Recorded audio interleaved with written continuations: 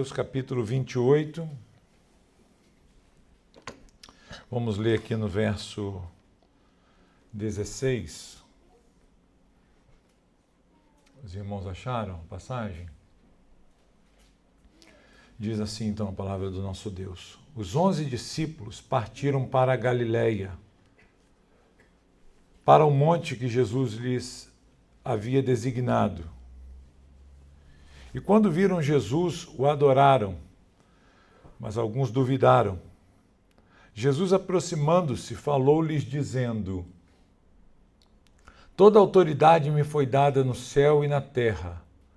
Portanto, vão e façam discípulos de todas as nações, batizando-os em nome do Pai, do Filho e do Espírito Santo, ensinando-os a guardar todas as coisas que eu tenho ordenado a vocês. E eis que estou com vocês todos os dias até o fim dos tempos. Amém. Essa é a palavra do nosso Deus. Queridos, Jesus, quando ele está para deixar esse mundo, reúne os seus discípulos ali na Galileia e instrui a respeito da comissão que ele designa para os seus discípulos.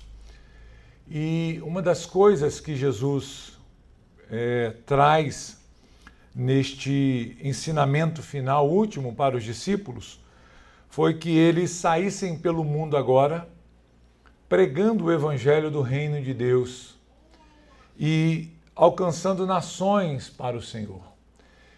E como é que eles deveriam fazer isso? Como é que os discípulos deveriam cumprir essa agora comissão mais estendida?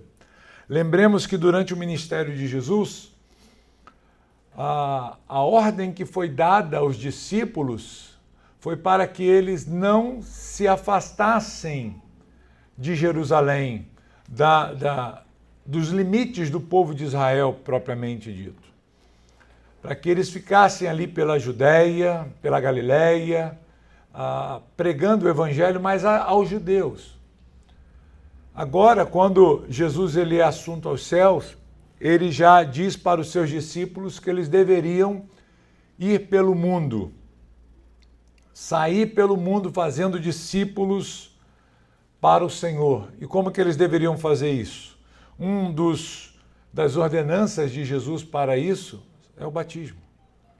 O batismo ele tem essa característica, esse caráter de levar o evangelho também para aqueles que ainda não conhecem, porque ele é uma mensagem de proclamação daquilo que Cristo fez a nós. E olhando para a palavra de Deus, eu gostaria de caminhar com os irmãos aqui, trazendo para vocês alguns objetivos que nós encontramos no batismo. O que o batismo simboliza, o que ele proclama, qual o propósito do batismo, né? Então nós vamos olhar para essas realidades. Algumas semanas atrás nós tivemos batismo aqui na nossa congregação e nós já trouxemos uma palavra a respeito dessa realidade que é o batismo. Mas hoje eu gostaria de estender um pouco mais esse entendimento para que nós possamos compreender o que iremos fazer aqui. Não é apenas um banho, né? O propósito aqui não é apenas se banhar numa piscina, numa água quase gelada, né? Nós poderíamos escolher, se fosse só um banho, né? Poderíamos escolher uma oportunidade melhor, numa condição melhor. Mas ela tem uma mensagem aqui no batismo. Então nós vamos fazer dessa forma para orientar os irmãos acerca do que é esse sacramento ou o que é essa ordenança. Eu queria lembrá-los, irmãos, mais uma vez, eu sei que os irmãos já sabem disso, mas é sempre bom nós considerarmos essas coisas, porque algumas pessoas verão também essa mensagem e talvez não tenham essa compreensão ainda. O batismo ele não é um meio para que a pessoa seja salvo da perdição eterna. Os irmãos compreendem isso. Nós não atribuímos ao batismo salvação. O batismo não salva ninguém. O batismo é um rito que nós praticamos por ser uma ordenança do Senhor, que proclama, que anuncia, que dramatiza, que apresenta uma mensagem, que traz uma proclamação de uma forma geral. Mas ele não tem o poder de salvar ninguém. Há pessoas que creem que por meio do batismo seus pecados são perdoados ou que ela nasce de novo nesse momento. Mas não é assim. Há pessoas que creem realmente na regeneração batismal. Que pessoas que são batizadas, elas são, naquele momento, regeneradas ou nascem de novo. E não é assim. A Bíblia mostra que crer em Jesus é algo suficiente para a nossa salvação. As pessoas não são batizadas para irem ao céu. Porque elas estão no caminho para o céu, elas devem ser batizadas. Elas devem ser associadas ao povo de Deus publicamente assim. Também nós já sabemos aqui, vale a pena nós lembrarmos isso para os irmãos, que o batismo, ele não é um meio de se obter bênçãos especiais da parte de Deus. Há pessoas que se batizam para se livrar de seus problemas. Estão carregadas de problemas, aí pensam assim, eu preciso me batizar para me livrar de certos problemas que eu estou enfrentando na minha vida. Às vezes a pessoa está enfrentando uma dificuldade no campo financeiro, por exemplo.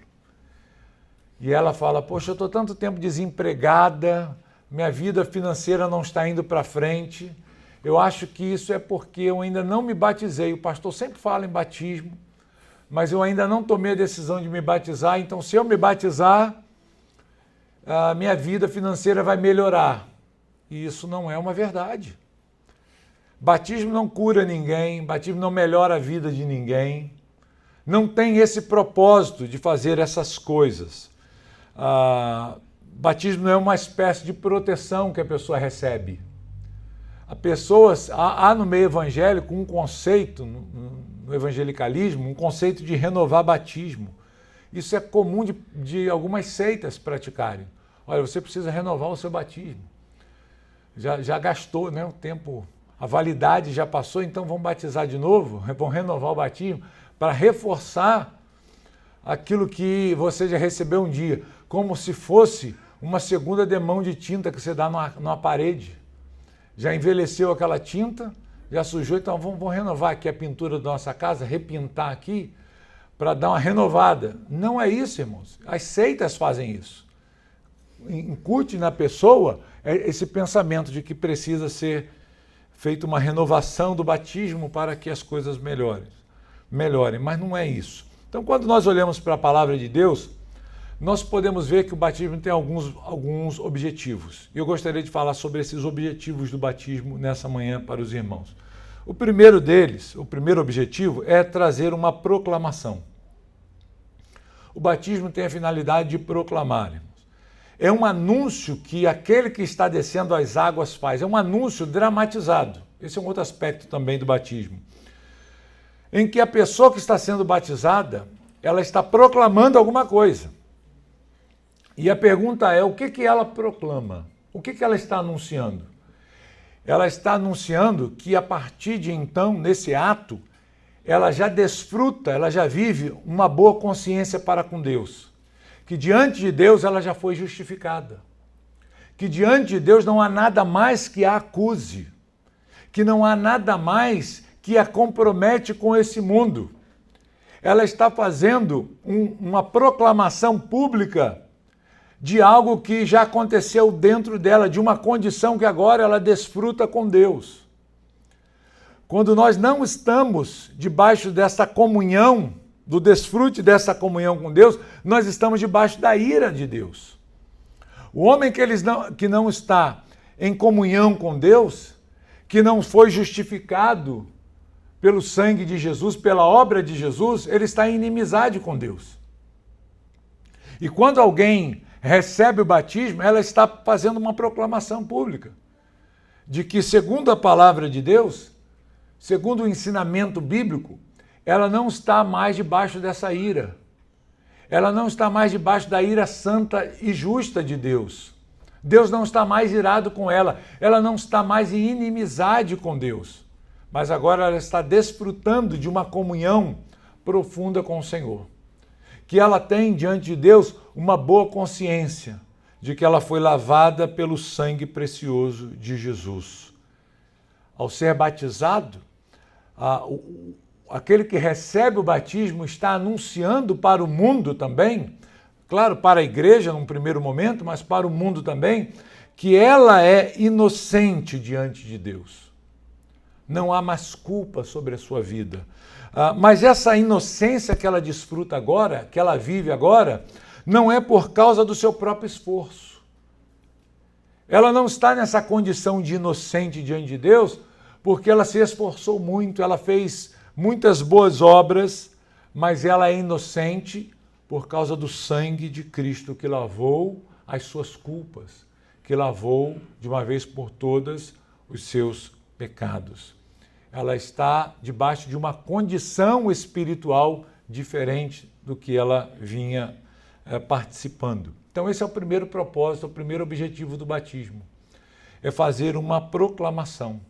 Por isso que quando nós realizamos batismo, nós temos o objetivo sempre, orientamos, para que os irmãos convidem seus familiares, os amigos para participarem do batismo, dessa cerimônia, para que ela possa proclamar isso publicamente, não só para a igreja, mas para todas as pessoas que ela convive, conhece, de que ela agora desfruta de uma nova consciência diante de Deus. Estou inocente dos meus pecados que eu cometi contra Deus, porque Jesus me lavou dessa condição. Então isso é algo muito importante de nós entendermos quando realizamos o batismo. Bem, o segundo objetivo do batismo é associar ou identificar a pessoa como povo de Deus. Quando alguém se batiza, recebe o batismo, o que ela está fazendo? Ela está proclamando e ela está se identificando com um povo. Ela está se identificando com um grupo de pessoas. E que grupo é este? Quem é o grupo ao qual ela está se associando? É a Igreja de Cristo. Ela está se unindo à Igreja, ao corpo de Cristo. E isso é visto na palavra de Deus. Se os irmãos olharem a primeira carta de Paulo aos Coríntios, capítulo 10, nós vamos ver aqui um simbolismo do batismo. 1 de Coríntios, capítulo 10, versos 1 e 2 diz assim: Ora, irmãos, não quero que vocês ignorem que nossos pais estiveram todos sob a nuvem e todos passaram pelo mar. Paulo está falando do que aqui? Ele está falando da libertação do povo de Israel da terra do Egito. Quando é que eles estiveram sob a nuvem e passaram pelo mar? Quando eles saíram, do Egito e foram para a terra de Canaã. Eles atravessaram o Mar Vermelho e o Senhor os guiou com uma nuvem por todo o deserto até a terra prometida. Isso se repetiu durante 40 anos. Deus dando a proteção deles ali, com aquela nuvem, cobrindo-os. Eles estavam debaixo dessa cobertura do Senhor, da proteção do Senhor. E ele diz assim: e todos em Moisés foram batizados. Olha a figura do batismo sendo vista aqui. Tanto na nuvem como no mar. Então Paulo usa dois elementos aqui para simbolizar esse batismo, figurado lá no Antigo Testamento, na Antiga Aliança. Quando Israel sai do Egito, ele atravessa o Mar Vermelho. E ali simbolizava o quê? Paulo diz, simbolizava o batismo. Essa transição, aonde agora o povo de Deus, os hebreus, estavam sendo identificados como povo do Senhor. Logo atrás veio o exército de Faraó. E o que aconteceu com esse exército? Eles conseguiram atravessar esse mar? Eles foram mortos ali. Eles foram consumidos ali no Mar Vermelho. Israel atravessa o mar e ele segue pelo deserto até a Terra Prometida. E durante, queridos, todos esses anos, 40 anos, que eles estiveram no deserto, a mão de Deus esteve sobre aquele povo, guardando, protegendo. A nuvem do Senhor estava cobrindo aquele povo. Aquela nuvem sobre o povo de Israel simbolizava o próprio Deus, cobrindo aquele povo. As pessoas que estavam sob aquela nuvem estavam identificadas como o povo do Senhor. Aquele grupo, aquela multidão que está ali, protegida por aquela nuvem, é o povo de Deus. É o povo associado ao Senhor. Deus trouxe esse povo ao deserto e está guardando esse povo ao longo de todo esse tempo de peregrinação sob a sua nuvem, sob a sua proteção. Então, Paulo se refere aqui a esses eventos do Êxodo, quando o povo de Deus passa pelo mar e é guiado pela nuvem do Senhor em todo o caminho. Isso mostra que eles faziam parte do povo de Deus, do povo que Deus salvou, do povo que Deus tomou para si. Ok? E o batismo faz isso. Ele tem esse objetivo, de identificar aqueles que pertencem ao Senhor, aqueles a quem Deus salvou. Mais uma vez, o batismo não salva, mas o batismo identifica aquele que o recebe como povo de Deus. Então, por meio do batismo, nós somos também identificados no mundo, pelas pessoas que nós pertencemos ao grupo que foi resgatado por Jesus Cristo. O grupo de pessoas, chamado igreja, que foi resgatado por Jesus. Então, o homem salvo, o homem batizado, ele se identifica com esse grupo de salvos alcançados pela graça de Deus. Por isso que uma das maneiras de nós recebermos membros em nossa igreja é essa. Quem são os membros da igreja? São aqueles que foram identificados com Cristo no batismo.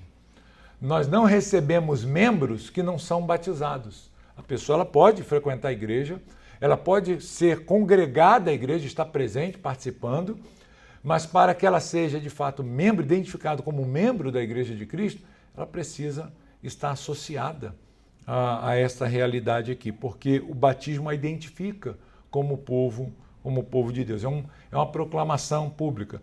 Mais uma vez, não salva. Nós sabemos que há situações de crentes verdadeiros em Jesus que morrem sem receber o batismo, porque não tiveram oportunidade de receber o batismo enquanto estava ainda com saúde para ser batizado. O evento mais clássico que a gente tem na Bíblia é o homem que morreu com Jesus na cruz, né? Que ele morreu sem receber o batismo, então ele foi para o inferno. Ele não pertencia ao povo de Deus, claro que ele pertencia. Jesus mesmo disse para ele, né? Hoje você estará comigo no meu reino. E se Jesus falou, quem somos nós para dizermos, não, ele não foi, né? Ele não estava presente. Mas a realidade é que o batismo tem essa finalidade, de identificar aqueles que são salvos ou não. E Jesus ordenou isso. Então nós devemos cumprir essa ordenança do Senhor. Lembremos isso, né? Aquilo que o Senhor nos ordena, nós devemos praticar com um coração grato e alegre. Mas também o batismo, queridos, tem uma outra característica. A característica de simbolizar algo. E o que o batismo simboliza? Ele simboliza uma lavagem espiritual que ocorreu no coração do crente. Ele foi lavado pelo sangue de Jesus. Ele foi lavado pelo precioso sangue de Cristo. Paulo escrevendo aos Coríntios, no capítulo 6, vejam aí, 1 de Coríntios 6, se os irmãos voltarem aí, já estão em Coríntios?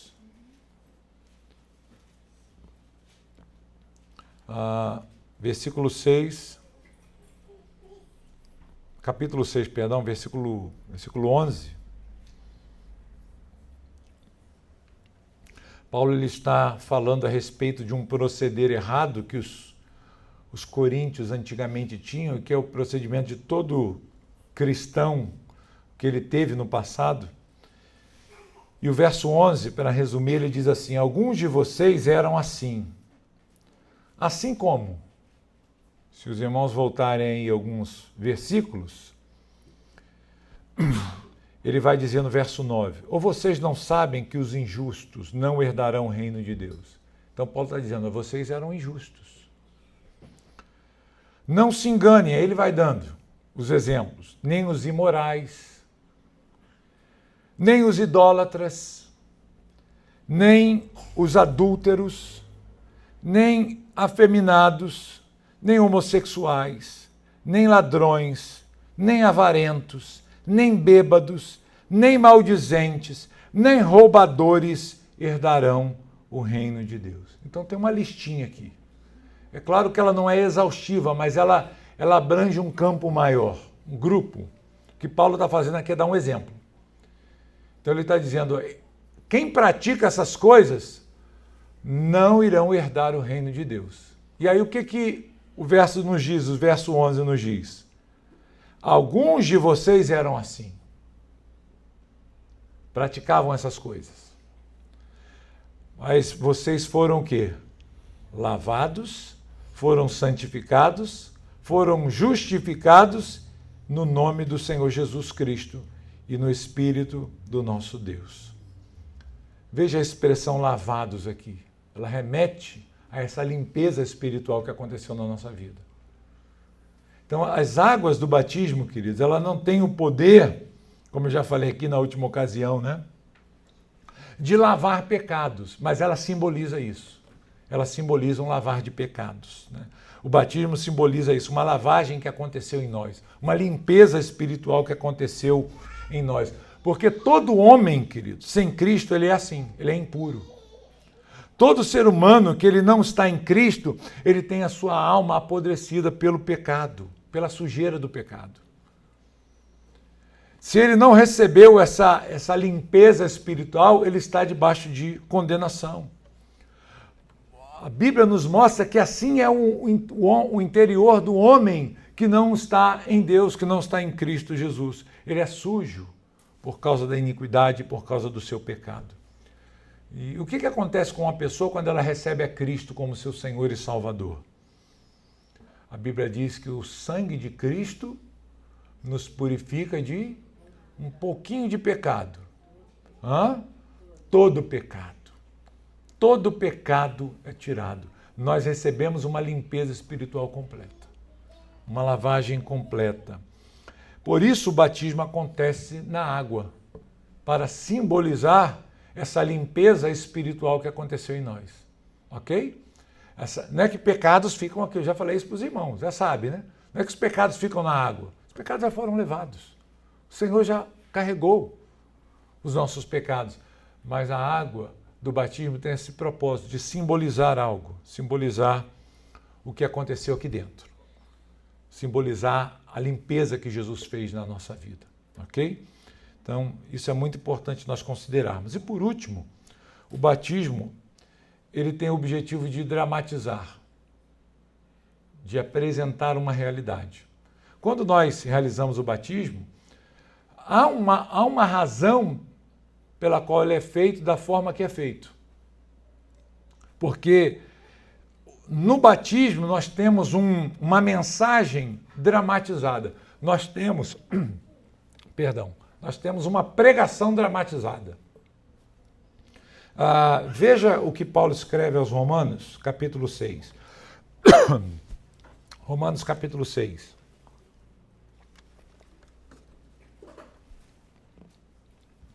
Romanos 6,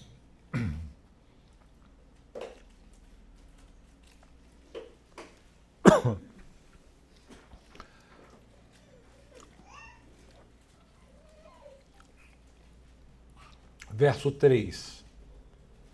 Vamos ler esse 3 e 4. Acharam? Diz assim então a palavra do Senhor. Ou será que vocês ignoram que todos nós que fomos batizados em Cristo Jesus, fomos batizados na sua morte? Paulo está fazendo aqui uma pergunta retórica para os romanos, né? A igreja de Roma. Então, ele mostra que nós vivemos numa realidade diferente a partir desse batismo que recebemos aqui e anunciamos. E ele diz assim, verso 4: fomos sepultados com ele na morte pelo batismo, para que, como Cristo foi ressuscitado dentre os mortos pela glória do Pai, assim também nós andemos em novidade de vida. Fomos batizados com Jesus na sua morte, fomos sepultados com ele pelo batismo. Então nós entendemos que o batismo, ele traz, claro, uma mensagem, ele simboliza alguma coisa, ele dramatiza alguma coisa. E o que o batismo anuncia, ou o que ele está dramatizando? Que nós morremos com Cristo, que nós fomos sepultados com Cristo, que nós fomos ressuscitados com Cristo e agora vivemos uma nova vida. É por isso que nós, no batismo, nós mergulhamos a pessoa na água, para trazer essa ideia de sepultamento. Há formas de se batizar, efusão, aspersão, dependendo da situação, deve ser aplicado o batismo assim, mas sempre que possível, nós entendemos que a melhor maneira que o batismo ele é ministrado, cumpre os seus objetivos, seus propósitos aqui que nós estamos vendo, é por meio da imersão. Imergir a pessoa nas águas e levantá-la, porque com isso nós estamos trazendo exatamente o que o texto está nos mostrando aqui. Quando nós mergulhamos a pessoa nas águas, nós estamos dramatizando algo. Ela está sendo sepultada. Sepultada para aquela velha vida que ela viveu sem Cristo, sem Jesus, sem o entendimento de Deus, no pecado, na iniquidade. E quando nós levantamos, ou quando a pessoa é levantada da água, essa dramatização ela continua. E o que isso simboliza? Simboliza que agora ela está ressuscitando para uma nova vida. Ela está proclamando para o mundo, anunciando e dramatizando que agora ela está vivendo uma vida nova. Ela não está mais vivendo aquela vida que ficou para trás. Aquilo morreu, aquilo foi sepultado. E agora se inicia uma nova vida com Cristo. Uma vida que ainda é marcada, irmãos, por pecados, por falhas, por tropeços, mas agora ela está numa nova condição. Ela está agora numa nova realidade. Ela está dizendo, eu estou vivo ou estou viva e eu vivo para Ele. Eu vivo agora com esperança em meu coração. Eu vivo agora debaixo da bênção do Senhor, da obediência à palavra de Deus. Então, são estes, meus irmãos, os propósitos do batismo. Ou pelo menos eu quis fundamentar aqui, esse momento, em quatro realidades. E eu gostaria de, ao final aqui, trazer algumas perguntas que servem de aplicação para a nossa vida. Primeira, será que você pode proclamar e dizer que diante de Deus você tem uma consciência limpa? Será que você pode fazer isso? Que você está tranquilo diante de Deus? Se você pode proclamar isso, amém. Agora, se você não faz isso, se a sua consciência ainda te acusa de que há pecados na sua vida, então você está perdido. Isso é sinal que você está perdido. Então considere essas coisas. Um outro ponto que eu queria ver com os irmãos, diante do que nós lemos aqui.